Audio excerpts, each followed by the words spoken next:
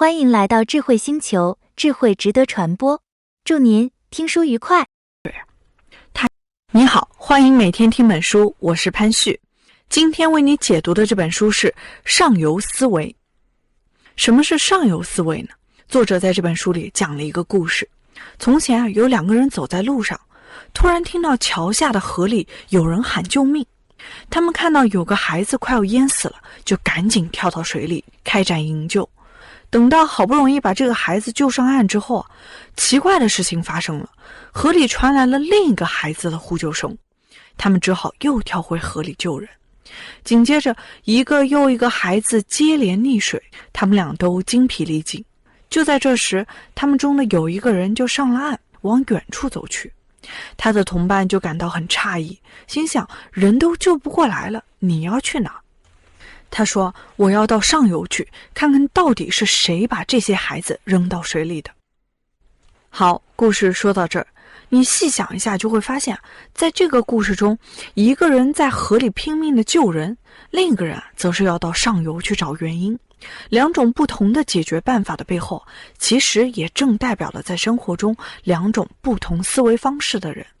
第一种是下游思维，这个人长期处于下游，遇到问题解决问题，某些紧急的事情出现一次可能还应付得来，但是如果长期处于这样的生活当中，会急剧的消耗他的精力，到最后的结果可想而知，每次都很被动，疲于应对，往往治标不治本。那与之相对应的则是拥有上游思维的人。上游思维是一种防患于未然、未雨绸缪的思维方式。如果你能够提前预判问题，主动出击，当然生活也就会从容得多。不过话说回来，谁不希望能够拥有上游思维呢？但是现实情况往往是真正做到的人只是少数。正如这本书的副标题是变被动为主动的高手思考法。如果你想改变碌碌无为的状态，改变生活中的被动局面，成为一个主动思考的高手，那相信今天的这本书能够给你带来一定的启发。这本书的作者叫丹西斯，他曾经在哈佛商学院担任研究员，现在在美国杜克大学研究管理学。我估计很多朋友可能对丹西斯这个名字并不陌生。他还有一个哥哥叫齐普西斯，他们兄弟俩呢都是组织行为学家，合著过很多畅销书，比如《决断力》、《顺变》、《强力瞬间》等。我们得到听书也都解读过这几本书。在今天的这本上游思维中，丹西斯并没有提到很多艰深的理论，而是通过大量的案例研究，希望能够说服我们把更多的精力转移到上游。因为不管是在个人生活、组织管理还是国家发展等各个层面，我们不能仅仅停留在治标不治本的阶段，一次又一次的被动应对问题，而是应该真正的谋求治本，改变规则，才能够真正改变局面。接下来今天的解读我们就分为两个部分。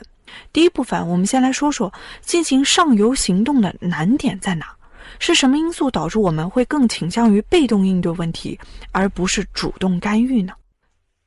第二部分我们再来说说要想掌握上游思维，我们该怎么做呢？好，我们先来回答第一个问题，到底是什么因素阻碍我们进行上游行动，会更倾向于被动应对问题呢？作者在这本书中归纳了3种在生活中最常出现的情况，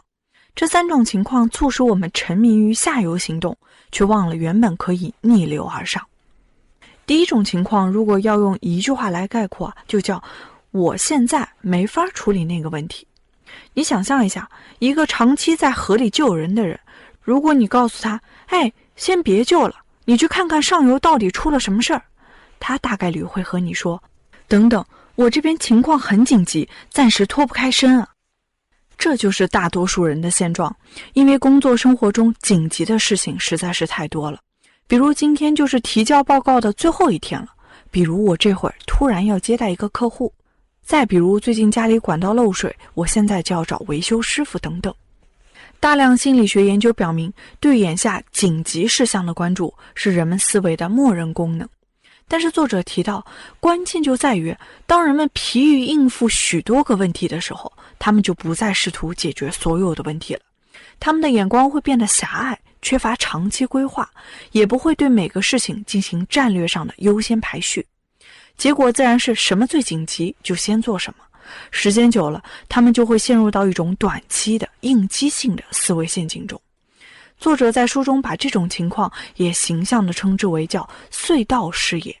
如同把一个人的思维限制在一条很长很长的隧道里，他唯有前进这一条路。他们很难停下来思考，隧道之外还有其他的出路吗？对自己来说，真正重要的事情是什么呢？下游行动都是迫在眉睫，亟待解决的，而上游行动则是重要且不紧急的。相应的，这就自然而然给人们营造了一种印象，下游行动都是立马能上手的，解决之后能够得到及时反馈，有成就感的。而上游行动则是艰苦的，需要你有耐力沉下心来付出努力的。比如作者在书中提到，2009年的时候，他和加拿大警察局的一位副局长有过交流。在这位副局长看来，很多警察的工作都沉浸于警察抓强盗的角色设定中，说我逮捕了一个犯罪嫌疑人，要比说我劝止住了一个小孩吸毒要容易得多。比如有2名警察，一名警察在执勤的过程中，有一半的时间都是在一个事故高发的区域，因为司机看到他在执勤，就会更加小心的驾驶，这在一定程度上可能减少了车辆违规行为，预防了事故的发生。而另一名警察呢，则是躲在拐角处，专门给那些违反交通规则的车辆开罚单。那你说最后谁的工作会更有成果呢？这位副局长回答，显然前一位警员在维护公共安全方面做出了更加突出的贡献。但事实是，只有后一位警员会得到嘉奖，因为他手里的一大堆罚单可以证明他所付出的努力。你看，工作规则奖励解决紧急问题的人，而一个永远都在解决紧急问题获得小成就感的人，是没时间或者无心改变被动局面的。我们大多数人其实是没有意识到，我现在没法处理那个问题，这句话一般意味着后面你也还是没时间去处理那个问题。虽然这么说有点扎心，但这确实就是事实。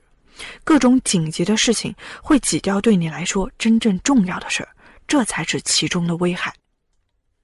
好，我们再来看第二种情况，也用一句话概括，叫这不是个问题。还是回到开头那个故事，这条河里经常传来孩子的呼救声，那么随着越来越多的人加入救人的队伍，前面我们说的那个在下游救人的人已经变成一个老师傅了。如果现在你问他，为什么这条河里总是有孩子溺水啊？他也许会转过头来无奈地对你说，这条河水流湍急，常年就是这么个情况，也没什么稀奇的。这就是作者在书中提到的习惯的力量。比如你走进一个房间，可能立马就会注意到空调发出的嗡嗡声，但是待了5分钟之后，你就会慢慢听不到空调的声响，感觉一切正常。同样，如果我们长期处于某种不合理的规则之中，可能一开始你还会觉得奇怪，久而久之你就会适应它的存在，甚至都不觉得它还是个问题，更不用说想着去上游看看了。马库斯·艾略特是一名医生兼体育教练。1999年他刚刚加入一个橄榄球队的时候，看到的正是这幅景象。很多人都认为橄榄球本身就是一项艰苦的运动，球员受伤是不可避免的，所以面对球队里有很多球员肌腱拉伤的情况，是没有人觉得奇怪的。还有人甚至认为受伤才能够代表你拼命努力了，如果你没有受伤，可能就是你没有努力。但是艾略特不这么看，他认为大多数的受伤事故都是因为训练不当造成的，所以在训练过程中，他会仔细地研究每一位运动员，对他们进行力量测试，定制训练计划。而且他还会基于已有的数据，重点关注那些肌腱更容易受伤的球员。当然，在艾略特改变训练计划这个过程中，阻力也是比较大的。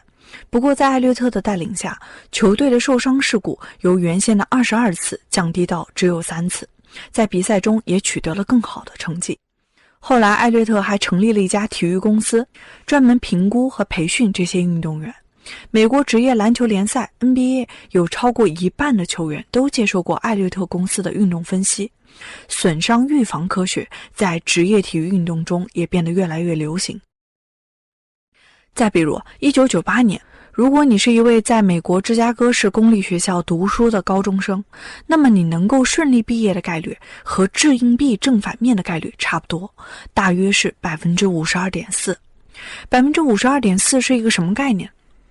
这就相当于在公立学校整个庞大的体系中36万多名学生中，大约有19万的学生是无法毕业的。接下来要么就是去混社会，要么就是成为无业游民。这就是芝加哥当时的教育情况。作者采访了一位中学校长，他很无奈地说，基本上很长一段时间以来，人们都有一种观念，认为孩子上高中之后只有2种结果，出人头地或者是一塌糊涂。对于这些孩子来说，高中就是一锤定音的地方，如果没能顺利毕业，那肯定就是他们自己的错，没有人会质疑这一点。你看，人们长期处于一种不合理的环境或者是规则之中，就会变得适应，无法察觉到这其中的问题所在。好，到这儿我们算是说完了前2种情况。第一个叫我现在没法处理那个问题，第二个呢是这不是个问题。作者在这本书里提到的最后一种情况叫这不是我的问题，加了一个定语我的。什么意思呢？我们还是回到前面说的那个在河里救人的场景。我们可以假设那个去了上游的人最后幸运地找到了为什么孩子会溺水的原因，但是该如何采取行动呢？现实情况往往是问题比较复杂，难以处理，或者是思考一番之后，他评估这个问题好像觉得也轮不到自己来解决，那最后上游行动就会处于停滞的状态，孩子溺水的现状依然没有改变。要知道，上游行动的难点就在于这是完全出于自愿的，并不是强制要求的。一般来说，下游行动出现了问题，责任是非常明确的，但是越往上游走，牵扯的人越多，问题范围也会越大，基本上是没有明确的责任人的。这就会导致哪怕很多人都有能力解决问题，但是因为要规避风险，或者是怕承担责任，又或者是认为自己没有资格等种种原因，不愿意采取行动。比如说在提高芝加哥市公立学校高中毕业率这个问题上，很多人就认为自己只是一个区区的高中老师或者是校长，不要说有能力可以改变整个教育体系了，仅仅是做到了解很多孩子的家庭情况，他们也是力不从心的。再比如，易客行是一家全球在线旅游网站，他们在2012年的时候也遇到了这样一件麻烦事儿。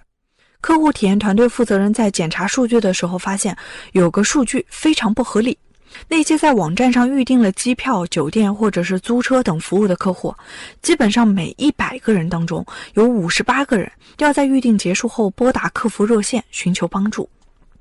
我们都知道，在线旅游网站最大的吸引力就是你可以直接全程线上完成预订、购买或者是付款等一系列操作，不用跟原来一样打好长时间的电话来回沟通，特别麻烦。那这个问题到底是怎么发生的呢？他们经过一番调研发现，大约有2000万通来电，主要原因都是客户在索要行程单。如果每通电话的支持成本按照$5来算，那就意味着单单这一个问题的总成本就要高达$1亿。那么为什么客户会无法自动收到行程单呢？原因也很简单，要么就是客户输错了自己的电子邮箱，要么就是行程单发到了垃圾邮件的文件夹里，又或者是客户本人把行程单当作垃圾邮件误删了。更要命的是，客户还没法通过网站自行找回行程单，所以就得拨打客服电话。针对这个情况，易客行公司很快安排了一个小组，部署了相应的解决方案。自2012年以来，客户拨打客服电话的比例也从 58% 降低到了 15% 左右，取得了很好的效果。不过，相比于这个结果，人们更好奇的是，易客行再怎么说也算是家大公司，为什么他会后知后觉到等到有2000万通来电的时候才发现这个问题？比如说在第100万或者是第10万通电话被记录的时候，为什么还没有引起重视呢？原因正是我们刚刚说的第3种情况，这不是我的问题。和大多数公司一样，一个行把员工划分为不同的团队，每个团队都有自己的工作重心。比如说，营销团队负责将客户吸引到他们的网站上来，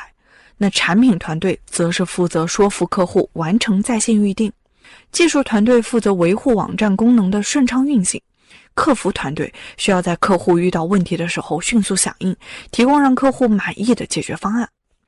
你注意啊，在这个过程中，可没有一个团队的工作职责是为了确保客户不需要打电话来寻求帮助。实际上，问题刚出现的时候，每个团队其实也都注意到了，但是没有一个人或者是一个团队认为这是我的问题。所以如果没有人自愿负责这项上游工作，那潜在的问题也就没法得到解决。上游行动难就难在，不仅需要我们有逆流而上、改变规则的智慧，还需要我们有承担责任的决心和勇气。好，以上就是第一部分的内容。总结一下，有3个障碍会阻止我们采取上游行动。第一，沉溺于解决各种紧急问题。每天看上去，你注意啊，只是看上去非常忙碌，没有时间。第二，因为习惯或者是思维僵化，看不到问题的存在。最后是缺乏责任的意愿，或者是往前一步的主观能动性。不过好在认识到障碍本身，就说明我们已经能够避开这些陷阱，开始向上游前进。如果你和我一样做好了改变这种被动局面的心理准备，接下来我们就来说说，要想掌握上游思维，我们到底该怎么做。具体的策略有很多，作者在这本书里详细的给出了7种方法，他们分别是要团结合适的人，有改变系统的意识，找到抓手，提前发现问题，设置衡量成功的指标，提前预测可能会造成的关联问题，和寻找资金来源。我从这7个方法中为你总结了2个最主要，与我们工作生活最贴近的，也是作者本人花了很大篇幅阐述的方法。第一个方法是提前找到信号，主动干预。掌握上游思维也就意味着，在一个问题还没有发生之前，我们是能够意识到自己可以做的还有很多，不一定是能够从根源上避免问题的发生，但是最起码可以降低问题发生的概率。我们可以去上游寻找问题的最佳干预点，为后面的行动争取时间。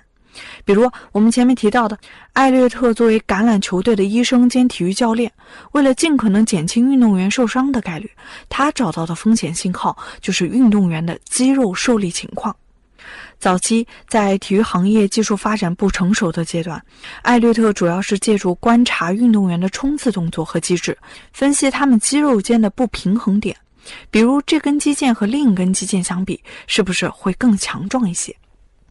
后来随着技术的发展，艾略特开始使用 3D 立体动作捕捉技术，在运动员跑步、跳跃和旋转时，对他们进行微观分析。这种分析可以达到惊人的准确结果。比如艾略特在为一个运动员分析的时候，通常会注意到，当他跳跃后着陆时，他身体一侧承受的力要比另一侧多 25%。他的股骨在朝内侧旋转，而胫骨呢，则是朝外侧旋转。因此它的相对旋转幅度过大，极有可能造成膝盖损伤。然后经过一段时间的定制化训练之后，艾略特还会重新评估，看看问题得到了多大程度的改善。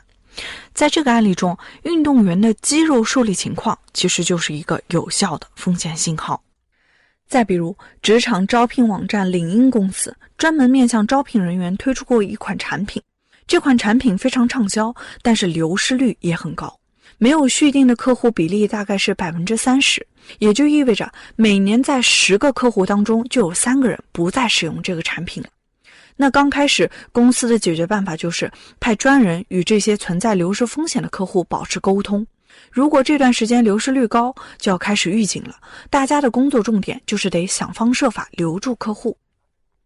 但是罗莉·萨切纳作为部门的负责人提出，真正的风险信号并不是流失率，而是客户的使用率。萨切纳带领团队进行了数据分析，他们意识到我们完全可以在客户购买产品的30天后就合理预测谁会流失。这是为什么呢？因为萨切纳发现，在最初30天内使用过这个产品的客户，还会续订领英服务的概率是其他客户的5倍。也就是说，很多客户买了以后是压根连用都没用过的。只要能够引导客户在30天内用上几次，那么这款产品就能够创造很大的收益。短短2年后，公司营收也确实证明萨切纳找到的风险信号是正确的。类似的案例还有很多，比如我们前面提到的，在芝加哥市公立学校高中生毕业的那个案例中，研究人员通过调研之后就发现，原来芝加哥市是没有初中的。一个孩子从小学开始上到8年级，然后就进入高中，高中是从9年级开始的。于是很多孩子因为无法适应过渡期，选择自暴自弃。而学校面对这样的情况，之前的惩罚方式是让他们停课2周。要知道，对于一个已经处于辍学边缘，苦苦挣扎才能跟上进度的学生来说，这个惩罚无疑是雪上加霜。但是现在人们找到了2个特别有效的风险信号。第一，就是看这个学生能否修完全年课程的5个学分。第二，就是这个学生能否在一门核心课程，比如数学或者是英语上挂科不超过1个学期。根据这2个有效的风险信号，学校和老师都改变了教学方式。老师们为了确保让所有的学生都能够顺利的毕业，甚至还会主动找学生谈话，了解他们跟不上进度的困难到底在哪儿，考虑课程设计应该怎样安排比较合理等。令人欣喜的是，2018年，在一系列上游措施和每个人的努力之下，芝加哥市公立学校的高中毕业率也从原来的 52.4% 增长到了 78%。他们挽救了几万名学生的前途，那粗略估算下来，这场改革的价值也有100多亿美元，而且这个价值还在持续的增长中。你看，这就是提前找到信号，主动干预所带来的巨大收获。好，我们再来说第2个方法，叫正视系统的复杂性。也就是说，要想掌握上游思维，我们得学会在很多情况下能够从系统变化的角度来思考问题。在现实世界中，在几乎可以无限延伸的时间线上，上游只是一个和下游相对的概念。针对一个问题，我们可以在很多个时间节点进行干预。换句话说，上游并不是一个特定的目的地，而是我们逆流而上的一个大方向。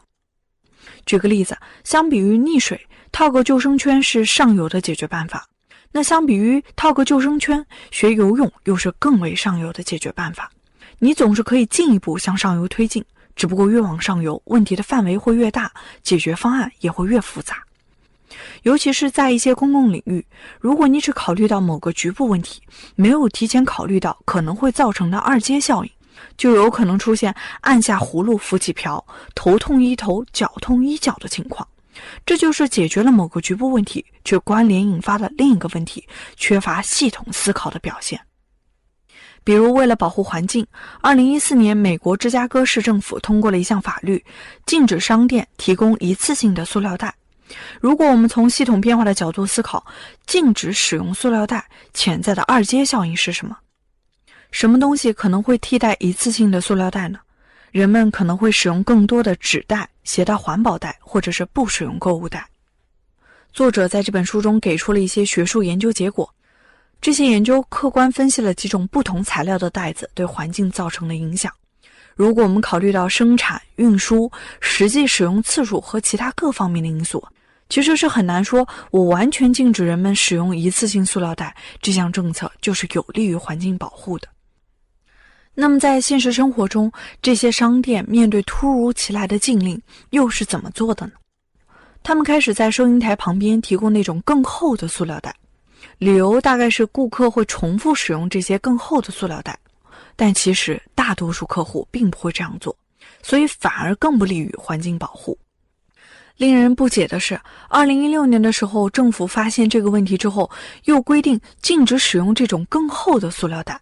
结果厨房垃圾袋的销量又开始飙升，而且在这个过程中，有人认为因为塑料袋的短缺更催化了流行病的传播，因为很多流浪汉习惯用塑料袋来处理代谢废物，但是禁止使用塑料袋之后，其他的替代品就没有那么卫生了，会导致病菌的传播，影响公共卫生。你看，一个塑料袋背后的公共政策牵扯到多方的利益，设计起来也是错综复杂的。正如作者在书中所说，在上游思维方面，我们还只是刚刚起步的新手。所以围绕正视系统的复杂性这个方法，除了提前需要预测二阶效应，作者也提醒我们要学会团结合适的人，找到抓手，然后摸着石头过河。这一系列动作都是在解决复杂问题时所必备的。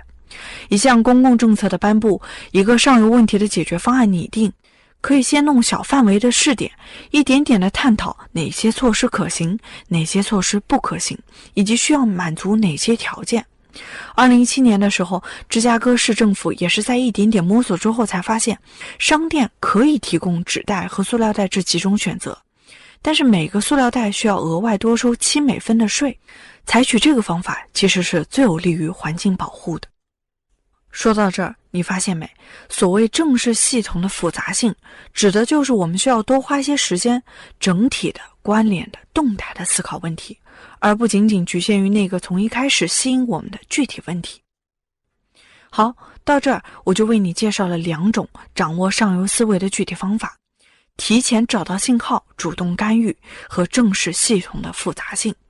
不过我们前面提到的各种上游思维的案例，其实多多少少是和组织有关的，比如学校、企业和城市。那如果我只想把上游思维应用在自己的日常生活中，我该怎么做呢？作者在这本书中最后提到，其实上游思维既不高深也不复杂，有句话我们可能已经听过很多遍了，但它仍然是真理：种一棵树最好的时间是20年前，其次是现在。哪怕我们只是在工作中比别人多想了一些，哪怕我们只是从今天开始真正跑步锻炼了，这都意味着我们建立了上游思维的意识，正在日拱一卒地向上游前进。好，这本丹西斯的上游思维我们就先说到这儿。最后还想跟你聊聊我读完这本书之后一个最大的感悟。在我看来，其实上游思维不仅仅是一种防患于未然、未雨绸缪的思维方式，它更像是抛掉所有的方法技巧之后，我们心里对这个世界的一点点愿力。愿望的愿，力量的力。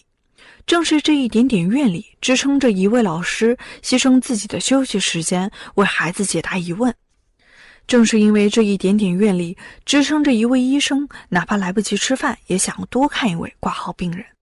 也正是因为这一点点愿力，支撑着一位警察苦口婆心地和司机沟通，再三叮嘱他要注意安全。这个世界之所以能够变得越来越好，离不开千千万万这样的人。他们是一帮振臂高呼争取更美好生活的人，他们是逆流而上的人，他们更是平凡日子里我们的英雄。正如作者在这本书中提出的一点希望是，当你离开这个世界的时候，请试着让它比你一开始认识的那个世界更美好一点点。好，以上就是这本书的精华内容。恭喜您又听完了一本书，感谢您对我们的支持和关注，请订阅智慧星球听书频道，点赞和分享给身边的家人和朋友，智慧值得传播。点击通知按钮，第一时间一起体验启迪、思考与智慧的力量，开启美好未来。谢谢您，再见。